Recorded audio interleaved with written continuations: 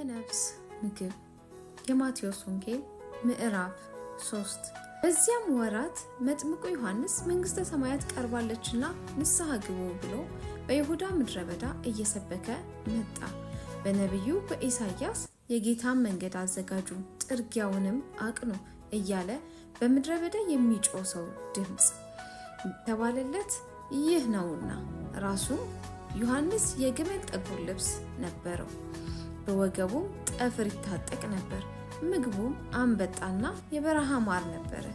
ያን ጊዜ ኢየሩሳሌም፣ ይሁዳ ሁሉ በዮርዳኖስም ዙሪያ ያለ አገር ሁሉ ወደ እርሱ ይወጡ ነበረ። ኃጢአታቸውንም እየተናዘዙ በዮርዳኖስ ወንዝ ከእርሱ ይጠመቁ ነበር።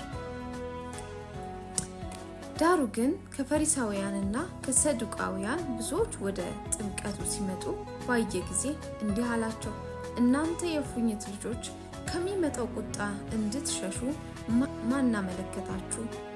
እንግዲህ ለንስሐ የሚገባ ፍሬ አድርጉ። በልባችሁም አብርሃም አባት አለን እንደምትሉ አይምሰላችሁ።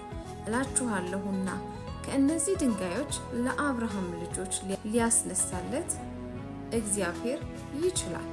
አሁንስ ምሳር በዛፎች ስር ተቀምጧል።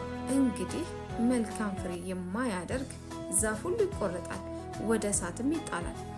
እኔስ ለንስሐ በውሃ አጠምቃችኋለሁ። ጫማውን እሸከም ዘንድ የማይገባኝ ከእኔ በኋላ የሚመጣው ግን ከእኔ ይልቅ ይበረታል። እርሱ በመንፈስ ቅዱስ በእሳትም ያጠምቃችኋል። መንሹም በእጁ ነው፣ አውድማውንም ፈጽሞ ያጠራል፣ ስንዴውንም በጎተራው ይከታል፣ ገለባውን ግን በማይጠፋ እሳት ያቃጥለዋል። ያን ጊዜ ኢየሱስ በዮሐንስ ሊጠመቅ ከገሊላ ወደ ዮርዳኖስ መጣ።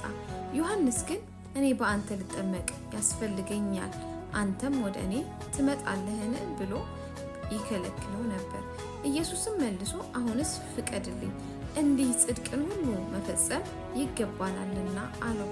ያን ጊዜ ፈቀደለት። ኢየሱስም ከተጠመቀ በኋላ ወዲያው ከውሃ ወጣ። እነሆም ሰማያት ተከፈቱ፣ የእግዚአብሔርን መንፈስ እንደ እርግብ ሲወርድ በእርሱ ላይም ሲመጣ አየ። እነሆም ድምፅ ከሰማይ መጥቶ በእርሱ ደስ የሚለኝ የምወደው ልጄ ይህ ነው አለ። ይህ እውነተኛ የነፍስ ምግብ ነው። ነፍሳችንን ሁል ጊዜ ከዚህ እውነተኛ የነፍስ ምግብ ከሆነው እግዚአብሔር ቃል እንመግባት ነው። መልካም ቀን።